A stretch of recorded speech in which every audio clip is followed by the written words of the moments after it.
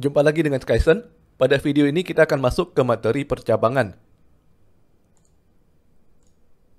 Selama ini kita menulis kode secara garis lurus, artinya semua baris dari kode yang kita tulis pasti akan dieksekusi oleh PHP. Sebagai contoh di sini, mulai dari statement 1 hingga statement 4 akan dieksekusi oleh PHP. Sekarang, dengan menggunakan percabangan, kita bisa membuat baris kode yang kemungkinan tidak dieksekusi oleh PHP. Sebagai contohnya di sini, statement 2 hanya dieksekusi apabila kondisi bernilai benar. Sedangkan kalau kondisinya salah, PHP akan meloncat langsung ke statement 3. Ini adalah sintaks dari percabangan. Kita menggunakan kata kunci if, diikuti oleh ekspresi dalam tanda kurung. Ekspresi ini harus menghasilkan nilai bool. Apabila nilai bool benar, maka PHP menjalankan statement pertama. Sedangkan apabila nilai bool adalah salah, maka PHP menjalankan statement kedua yang berada di kata kunci else.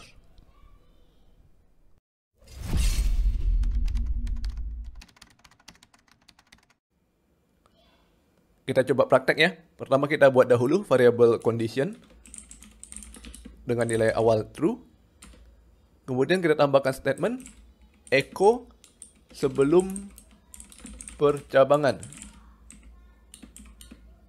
Diikuti oleh karakter baris baru. Ada beberapa cara untuk menuliskan karakter baris baru. Di video sebelumnya kita sudah belajar menggunakan string seperti ini ya, \n.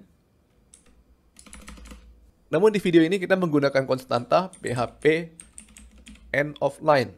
Selanjutnya kita buat kode percabangan if dalam kurung variable condition. Di dalamnya kita tulis benar.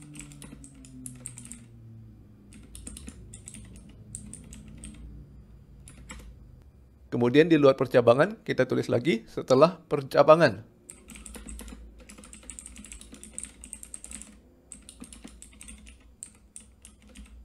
Kita jalankan.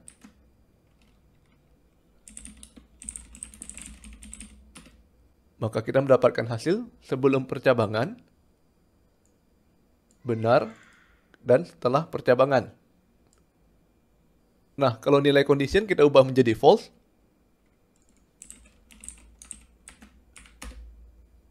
maka kode benar tidak dijalankan. Jadi tidak semua kode dijalankan oleh PHP ya. Ada kode yang hanya dijalankan pada kondisi tertentu. Inilah yang dimaksud dengan percabangan. Kemudian kalau misalnya pada kondisi benar ada beberapa baris kode yang harus kita jalankan, maka cara menulisnya sedikit berbeda. Misalkan kita tambahkan echo benar kedua.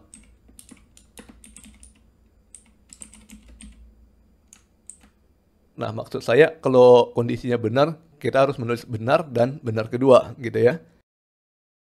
Namun perhatikan, walaupun kondisinya salah, ternyata kode benar kedua tetap dijalankan. Hal ini disebabkan karena secara default, kata kunci if hanya menerima satu baris kode. Jadi hanya yang ini saja ya, tulisan benar yang pertama. Sedangkan kode yang kedua ini dianggap di luar dari percabangan. Sehingga tetap dijalankan, baik kondisi benar maupun salah. Untuk memperbaikinya, kita bisa menggunakan kurung kurawal setelah kondisi if. Semua kode yang berada di kurung kurawal akan dianggap sebagai satu grup statement yang akan dijalankan pada saat kondisi benar. Sekarang PHP tidak menjalankan kode benar dan benar kedua pada saat kondisi salah, dan menjalankan keduanya pada saat kondisi benar. Apabila kita ingin menulis kode yang hanya dijalankan pada saat kondisi salah, maka kita bisa menggunakan kata kunci else. Sama seperti sebelumnya, apabila kita ingin menulis satu baris kode, kita bisa langsung menuliskan kodenya setelah kata kunci else. Namun apabila kita ingin menulis beberapa baris kode, maka kita bisa membuat grup dengan menggunakan kurung kurawal. Ada baiknya juga, walaupun kita hanya menulis satu baris kode, namun kita tetap menggunakan kurung kurawal. Alasan pertama adalah agar kode kita kelihatan lebih rapi. Dan alasan kedua adalah, kalau suatu saat kita hendak menambahkan beberapa baris kode pada bagian else, maka kita tidak perlu repot membuat kurung kurawal lagi. Hal ini perlu diperhatikan, terutama bagi programmer pemula, karena kita seringkali lupa membuat group statement menggunakan kurung kurawal, sehingga PHP menganggap kode kita berada di luar percabangan. Dan hal ini cukup sulit untuk didebug ya.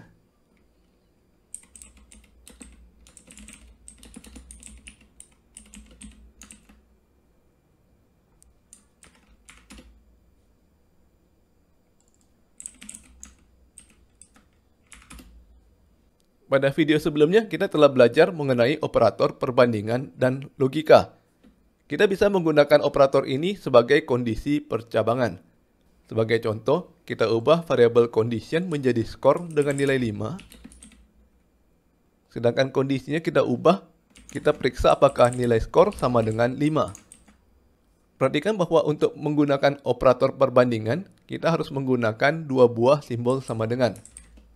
Atau kalau mau lebih baik lagi, kita gunakan 3 buah sama dengan. Bagi teman-teman yang baru mulai coding, seringkali melakukan kesalahan typo dengan menggunakan satu tanda sama dengan saja. Artinya sudah berbeda ya. Kalau kita menggunakan satu tanda sama dengan, artinya kita memasukkan nilai 5 ke dalam variabel skor.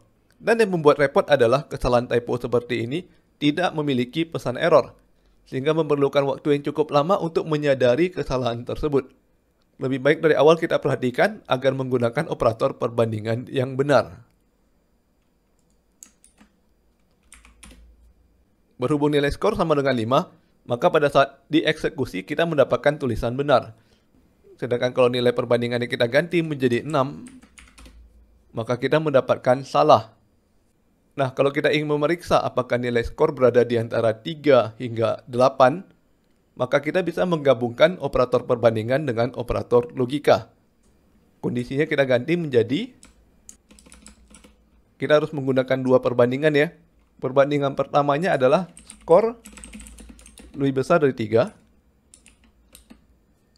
Kemudian kita hubungkan dengan operator logika dan, dua buah tanda dan perbandingan keduanya adalah skor lebih kecil dari 8.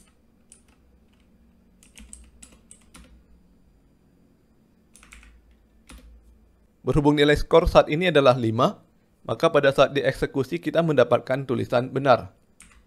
Namun kalau nilai awal skor kita ganti menjadi 9, maka kita mendapatkan jawaban salah. Perhatikan bahwa kalau nilai skor kita ganti menjadi 3,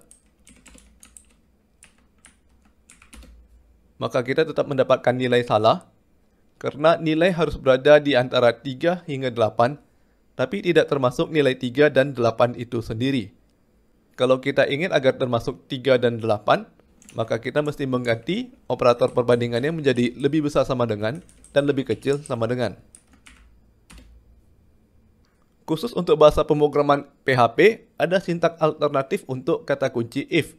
Kita copy paste dahulu kodenya ya, jadi kita bisa membandingkan cara menggunakan if yang sekarang dengan yang alternatif.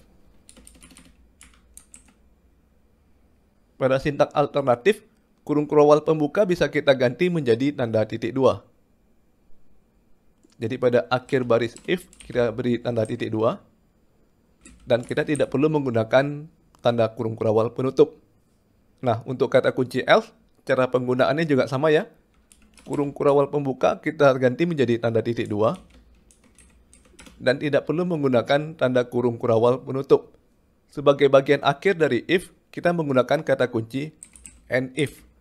Jangan lupa titik koma. Sekarang kita memiliki dua buah kode if.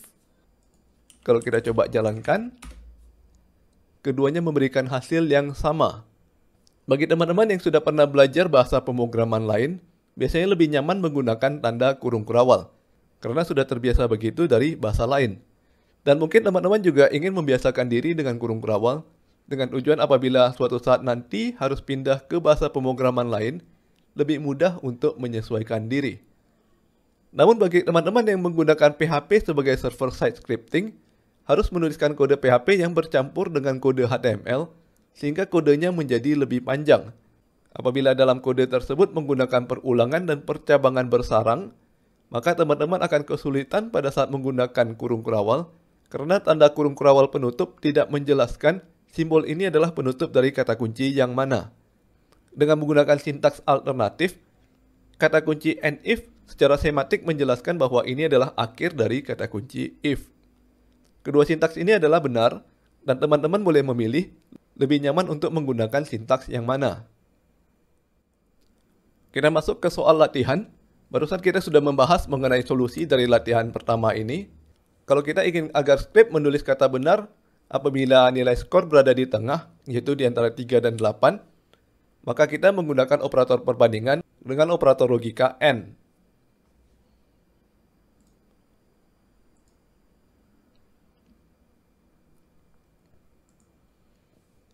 Sekarang kita masuk ke soal latihan kedua.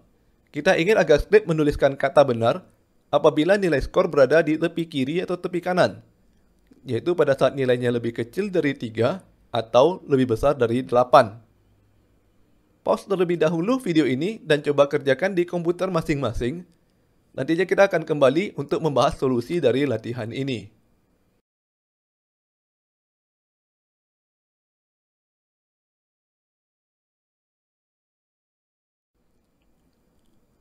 Kita akan mengerjakan soal latihan, namun sebelumnya kita ubah dahulu semua kode menjadi komentar.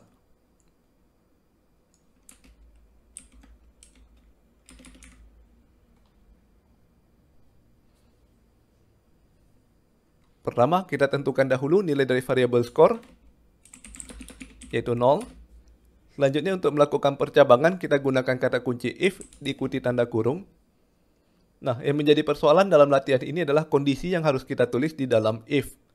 Namun kalau teman-teman memperhatikan kalimat pada soal, sebenarnya gampang ya. Kita hanya menerjemahkan kalimat soal menjadi kode PHP. Kita buat tanda kurung terlebih dahulu. Apabila nilai skor lebih kecil dari 3, kodenya menjadi variabel skor kecil dari 3. Tutup kurung. Kemudian ada kata atau, kita gunakan simbol garis vertikal 2 buah. Diikuti tanda kurung lagi. Perbandingan kedua adalah nilai skor lebih besar dari 8. Kemudian apa yang terjadi kalau kondisinya benar, maka kita tulis kata benar. Kita tinggal echo benar diikuti oleh PHP end of line. Kita coba tes ya. Pada saat nilai skor adalah 0, maka skrip menuliskan kata benar. 1 juga benar. 2 benar. Nilai 3 tidak menulis apa-apa karena kondisinya sudah salah. Begitu juga 4 hingga 8.